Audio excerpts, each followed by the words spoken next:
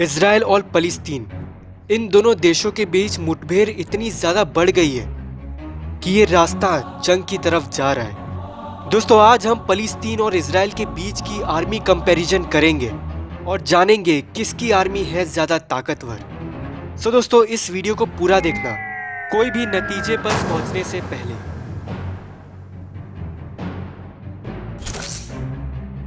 Israel के पास काफ़ी highly advance weapon है, जिसमें guided advance tactical rocket, Gabriel navy antiship missile और आयरन डोम जैसी आधुनिक टेक्नोलॉजी इजराइल के पास मौजूद है।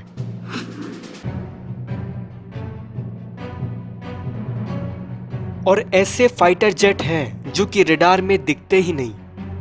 यूएसए, यूरोप, इंडिया, पूरे ही दुनिया के बड़े बड़े देश इजराइल से हथियार खरीदते हैं। इससे आप अंदाज़ा लगा सकते हैं दोस्तों कि इजराइल की आर्मी टेक्नोलॉजी कितनी ही एडवांस है। और दूसरी तरफ फलस्तीन, जिनके पास हथियारों के नाम पर पत्थर, लाठी और ईंट है। देखा जाए तो फलस्तीन कभी भी इजराइल से अकेले मुकाबला नहीं कर सकता है, इसलिए इसको ताकत एक संगठन से मिलती है जिसका नाम हमास है। हमास को 1987 में शुरुआत किया गया था, जब कई सारे फलस्तीनी मारे गए थे। आज हमास को फंडिंग करने वाला जो सबसे बड़ा नाम है वो है ईरान का। ईरान हमास को पूरी फंडिंग करता है। हमास का जो हेडक्वार्टर है वो गाजा स्ट्रिप पर है। अगर आप फलस्तीन का मैप देखेंगे तो ये दो हिस्सों में बटा हुआ है, एक वेस्ट बैंक और गाजा स्ट्रिप, और बीच में इजराइल। गाजा स्ट्रिप को जो रूल करता है वो है हमास। जो वेस्ट बैंक है वो 39% कंट्रोल है फलस्तीनी अथॉरिटी के पास, और बाकी 61% इजरायली मिलिट्री कंट्रोल करती है उसे।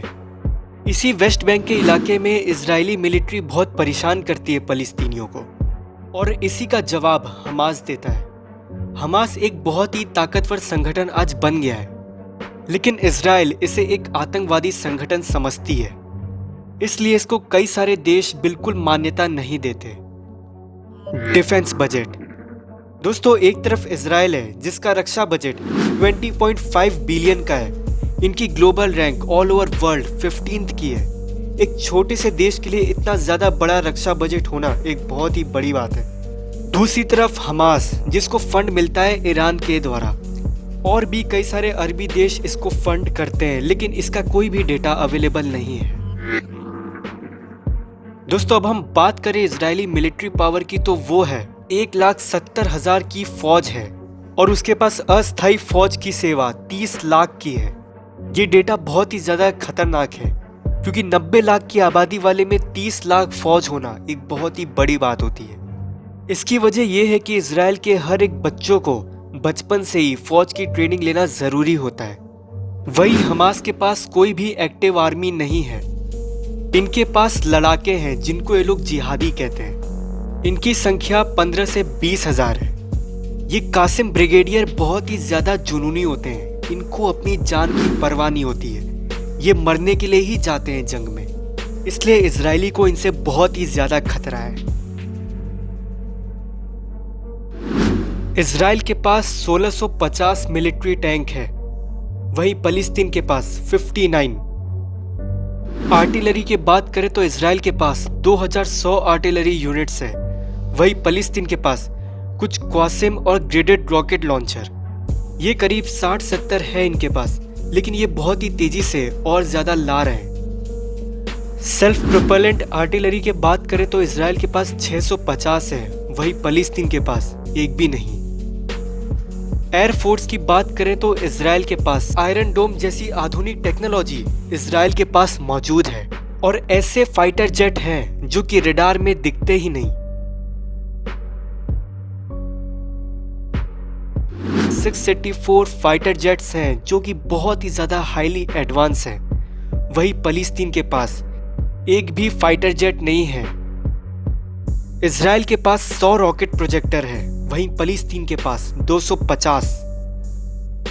नेवी, इजराइल की नेवी में 15 कॉम्बैट वेसल्स, 50 पेट्रोल क्राफ्ट और 3 लैंडिंग क्राफ्ट है, जिसमें 9,500 रेगुलर पर्सनल्स, 10,000 रिजर्व पर्सनल और 19,500 टोटल पर्सनल्स हैं। वही बात करें फलस्तीन के पास कोई भी नेवी नहीं है। मछुआरों के नौकों से वो अपनी कुछ हथियारों को लेकर आते जाते हैं। Nuclear weapon. इसका कोई भी ठोस सबूत नहीं है कि इजराइल के पास न्यूक्लियर वेपन है, लेकिन कई सारी मिडिल ईस्ट कंट्रीज को इस बात का यकीन है कि इजराइल के पास बहुत ही घातक न्यूक्लियर वेपन है। इनको कभी टेस्ट किया गया हो या फिर कोई न्यूक्लियर प्रोग्राम हो, इसका कोई भी रिकॉर्ड अवेलेबल नहीं है। वहीं फलस्तीन के पास न्यूक्लियर पावर नहीं है। इन सब से एक बात तो साबित हो गई कि हमास इजराइल के सामने बहुत ही कमजोर है, लेकिन तब भी इजराइल बहुत खौफ खाया हुआ है हमास से। आखिर ऐसा क्यों है? उसकी वजह है रॉकेट लॉन्चर। हमास एक चीज में इजराइल से आगे है, वो है रॉकेट लॉन्चर। उनके पास कई सारे रॉकेट लॉन्चर हैं और इसी रॉकेट लॉन्चर का वो बहुत ही अच्छे से इस्तेमाल कर रहे हैं। हमास इजराइल में एक बार में करीब 1500-2000 रॉकेट दाग देता है। सोचिए दोस्तों, अगर 1500-2000 रॉकेट किसी जगह पर एक साथ लॉन्च हुए तो वहां पे तो प्रलय आ जाएगा, सब खत्म हो जाएगा। लेकिन इजराइल की जो एंटी बैलिस्टिक मिसाइल है जिसका नाम है आयरन डोम, ये आयरन डोम मोस्टली 99.9% रॉकेट को फोड़ देती है। लेकिन जो 0.1% का आंकड़ा आ रहा है, इसमें 2 या 3 मिसाइल इजराइल में गिरती हैं और वहां पे तबाही मचा देती है। इनका जो सबसे नामी रॉकेट है वो है कासिम, जो काफी चर्चे में भी है अभी। दोस्तों, ये है इन दोनों देशों की कुछ सैन्य ताकत। अब इसमें अगर बाकी कोई देश भी इन्वॉल्व होते हैं तब आगे चल के वर्ल्ड वॉर भी हो सकता है। ऐसा ना हो दोस्तों तो अच्छा ही है, क्योंकि इससे बस तबाही ही तबाही आएगी। दोस्तों, आपका इस बारे में क्या कहना है मुझे कमेंट सेक्शन में जरूर बताना।